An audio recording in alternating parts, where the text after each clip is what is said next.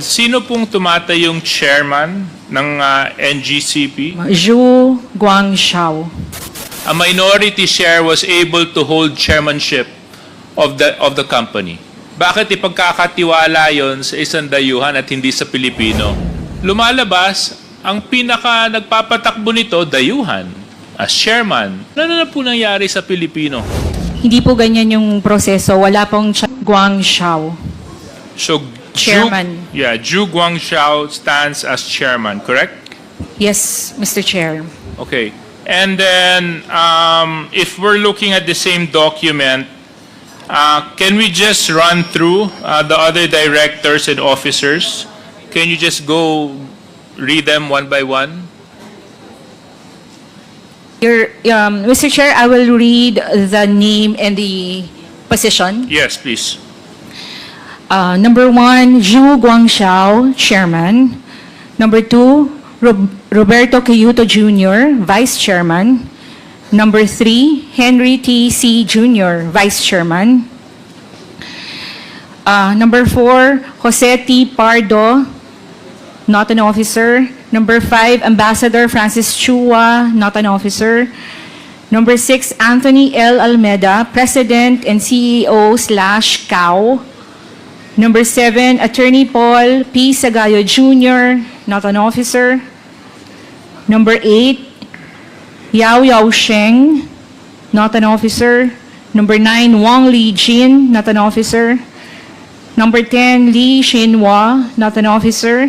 Number 11, Nanette Nancy G. Bugnosen, Chief Financial Officer. Number 12, Rico C. Vega, OIC Chief Technical Officer.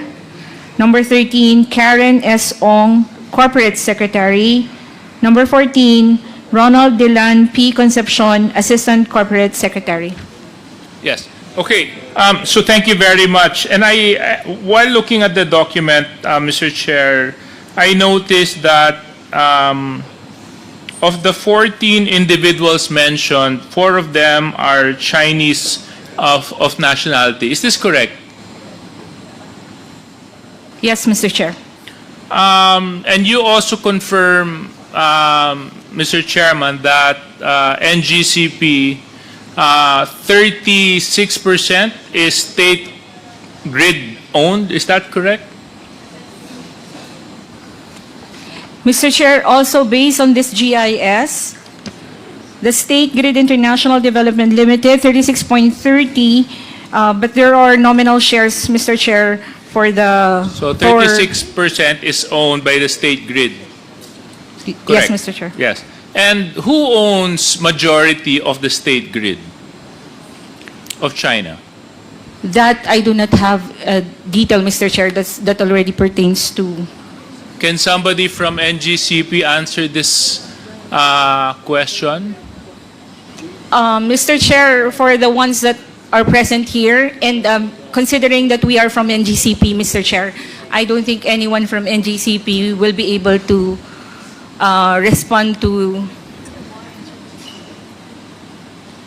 the shareholding insofar as who owns State Grid International Development. Because it is Limited, very Hong Kong. important for us to know who owns the state grid. Is it privately owned? Is it government owned by the Chinese government? Who owns the state grid? Mr. Chair, if I may, I think there's already an order for an issuance of a subpoena. Well, anyway, I am reading an article here that says the State Grid Corporation of China is 91.68% owned and controlled by the Chinese Central State-Owned Assets Supervision and Administration Commission. So can you confirm this?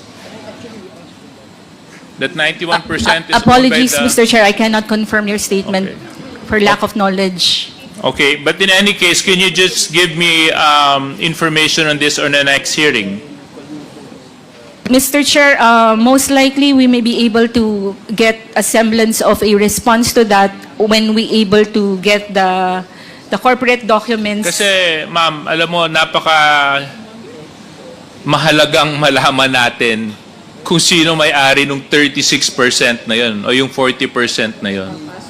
Kung yung ba isang pribadong individual o yung ba ay isang pamahalaan. Kasi magkaiba po yun. Magkaiba po yun. At hindi po ako naniniwala na hindi nyo po alam kung sino po ang may-ari ng state grid. Para naman po napakahirap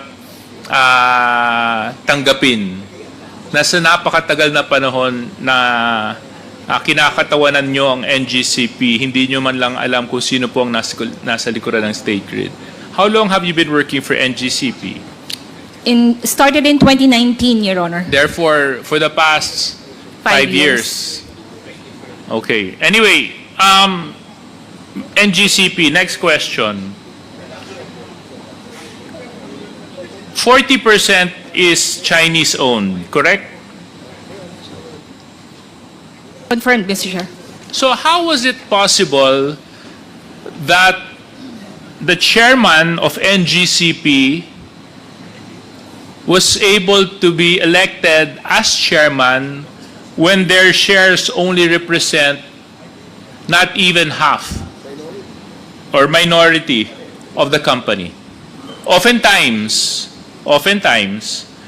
the majority shareholders would be able to elect their chairman. How is it here in NGCP, a minority share was able to hold chairmanship of the company?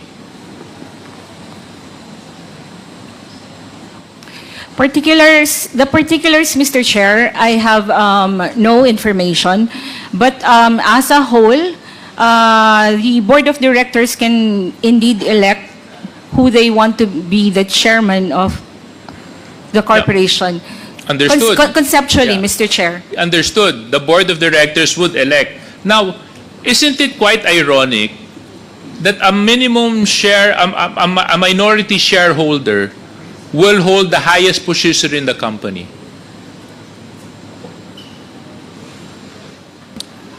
Mr. Chair, insofar as the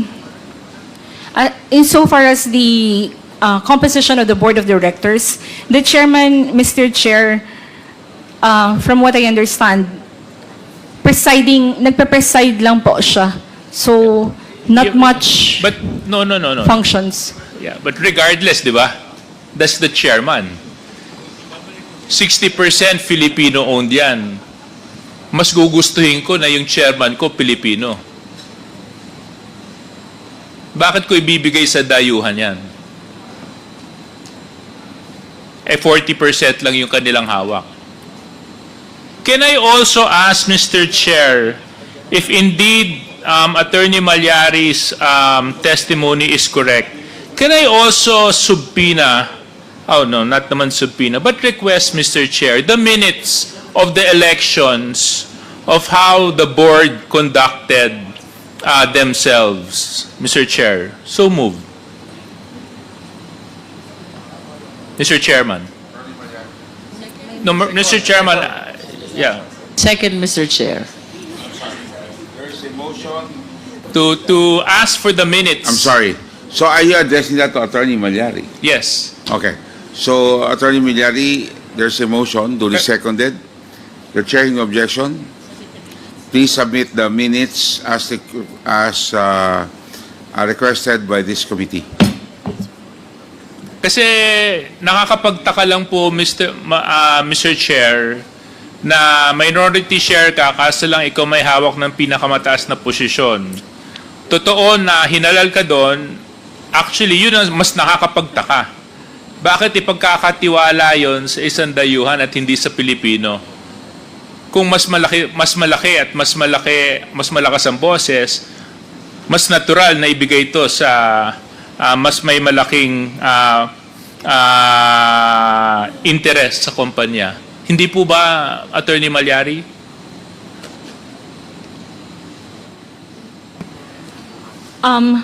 Mr. Chair, again, this depends on the agreement amongst the members of the board of directors, Mr. Chair. Yes, precisely. So anyway, so can we just ask for the minutes of how the elections was conducted among the board of directors and the officers of NGCP, just so that we can get a feel of how it transpired? Yes, Mr. Chair. Thank you very much. Attorney Malyari, kasama po sa mga opisyal ninyo si Liu Zhangqiang bilang Assistant Technical Officer. Siya din po ang kumakatawan sa operation and maintenance. Tama po ba ito? Based on the GIS dated 2024, I'm holding, it's not reflected here, Mr. Chair. Okay. Well, in my notes, he's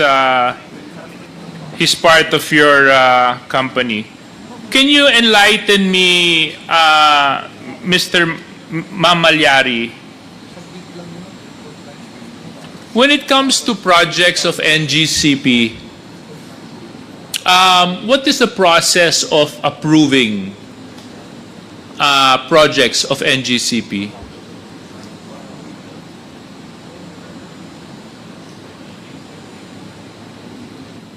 Your Honor, 1 minute.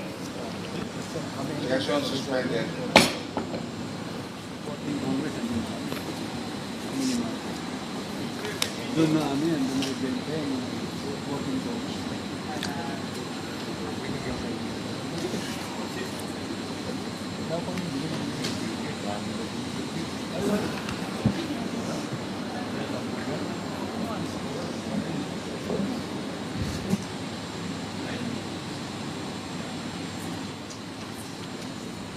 Mr. Chair, I yield the floor to our P&E, Mr. Chair. Okay, session resumes. Who is speaking now? For NGCP.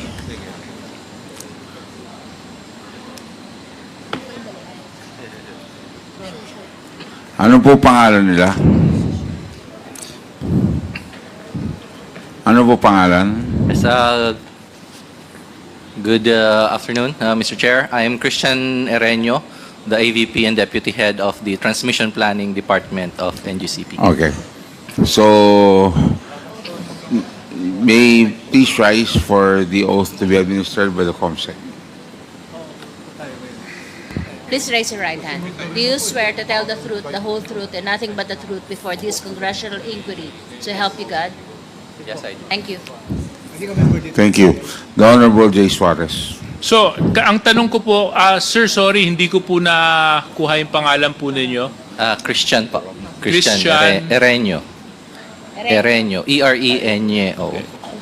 Christian na lang po, okay lang? Okay po. Parehas naman malapad yung noon natin kaya Christian Ereño. So, Mr. Ereño, kanina naitanong ko, paano po ba ang proseso sa pag-approve ng mga proyekto ng NGCP? Okay po. So, marami pong process. Mayroon pong conceptualization stage. Dun po pumapasok yung department namin, yung transmission planning. Ina-assess po namin yung... On that point lang so department nyo? Yung sa planning Oo. po. Ikaw ang head ng department mo? Deputy head po. Deputy head. Sino po yung pinaka officer in Yung- charge ng department nyo? Si Reddy Remorosa po. Reggie? Reddy. Okay. And then, next phase? Okay. So once ma-identify po namin yung mga kinakailangang projects to address, let's say, yung load growth or generation entry, reliabilities, dumadaan po siya sa... So kailangan po kasing i-approve ng ERC before we proceed with the project. So ang kailangan po naming magawa, unang-una po, ma-finalize yung components, yung timeline, at saka po yung kung magkano po yung project. So dumadaan po yun sa planning and engineering group. May ibang departments po after us. So, sino naman po yung head ng department na yun? Sa engineering cost management department, si Miss Vicky Dolot po. Sino? Vicky Dolot. Okay. Next? So once magawa po yun, we file it to ERC, and once approved, doon na po ma-implement po yung project. So, mayroon pong construction kaming group. Kaso Iba lang, naman po- siyempre, bago nyo mag-construct, bibilihin nyo muna yung lupa, di ba? Opo, iba rin po yung yung in charge po sa right of way. Kunyari naman po, na-identify nyo na ayos na yung specifications, alam nyo na itatayo ninyo, ngayon bibilhin nyo yung lupa. Sino naman po mag-evaluate nun? Yung right of way department po yung in charge doon sa acquisition po ng lupa. So let's say request for purchase of lands. Yun yung yun yung department na task doon. Opo. Okay? So ang kailangan po nila At sino naman po ang head nun?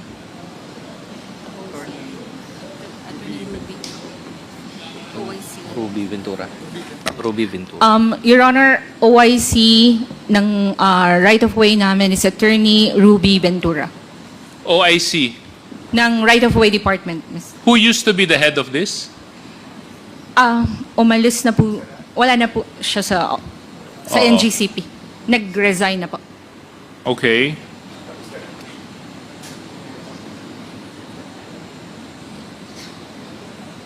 You may continue. Opo. So, yung pong right of way, before po nila magawa yung sa right of way, kailangan po ma-finalize kung saan ba talaga, let's say, dadaan yung transmission line at saan po itatayo yung mga substations. So, yun po, meron po kaming engineering design, under po doon ay yung survey division. So sila po yung mag-check with all the other alternatives and then magkakaroon po ng final kung saan po yung ruta ng linya or kung saan po itatayo yung substation. Pwede niyo po kaming maliwanagan, sino po si Mr. Wenbo? Wenbo.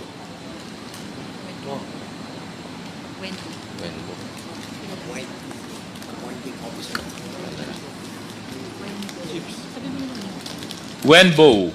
Sino po si Mr. Wenbo? Your Honor, as for myself, I do not know. I will let Mr. Ireneo answer for that question, Mr. Chair. Mr. Chairman, the reason why I ask who this individual is because I have documents here from NGCP addressed to the president of the company from their chief technical officer, whose name is Wenbu. And the subject of the document is request for approval of authority to purchase lands and land rights using the preferred valuations for EB Magalona, Bacolod for a 230 kilowatt transmission line project, part of the Cebu Negros Panay Backbone Project, Stage 1. So, kaya ko po kanina tinatanong kung paano at yung proseso ng pagdadaan ng proyekto at tinatanong kung sino yung mga nag-head ng bawat opisina na yon. Nakakapagtaka po, bakit hindi nyo po pinangalanan itong si Mr. Wenbu? At mukhang si Mr. Wenbu din ang nagre-request sa mga acquisition ng mga proposed site expansion ninyo, hindi lamang dito sa Negros Panay Backbone, pati po sa Las Piñas sa Bote Substation. Pangalan niya rin po.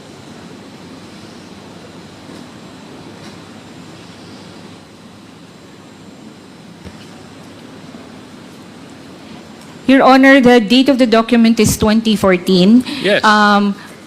Perhaps if we could look back to the our GIS for 2014, perhaps his name may appear there, Mr. Chair. Is it But I just find it a little bit how do you say it? It leaves a very bad taste in the mouth. That even to decisions of this nature in a company running basic utilities in our country, such decisions have to be made by a national, Chinese national. Bakit hindi po ba ito pwede ipagkatiwala sa Pilipino? Pati po ba yung pagbibili ng lupa? Sila na rin po ang magdidesisyon? Sila din po ang mag-a-approve? Bakit po ganon? Ganon nyo po ba pinatatakbo ang NGCP? Kasi una, lumalabas, ang pinaka nagpapatakbo nito, dayuhan, as chairman. Tapos pati itong mga desisyon na maliliit na pagpapabili ng lupa, pag-expand ng mga acquisitions ng mga backbone ninyo, dayuhan pa rin po magdedesisyon. Ano na po nangyari sa Pilipino? Ano nangyari na po sa Pilipinas? Mr. Chair, ako ngayon, ang masasabi ko, hindi po ganyan yung proseso. Wala pong Chinese executive or managerial, holding managerial position. So, ito po, 2014, if we may be allowed to shed more light on this, kasi po, hindi ako familiar sa dokumento, Mr. Chair, but, and as I have said earlier, I came in 2019,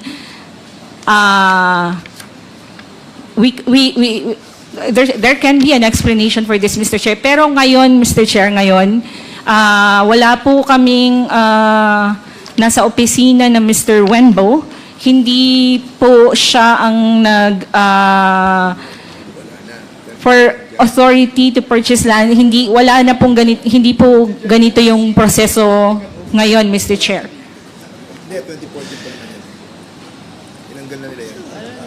Well, you know what, Mr. Chair?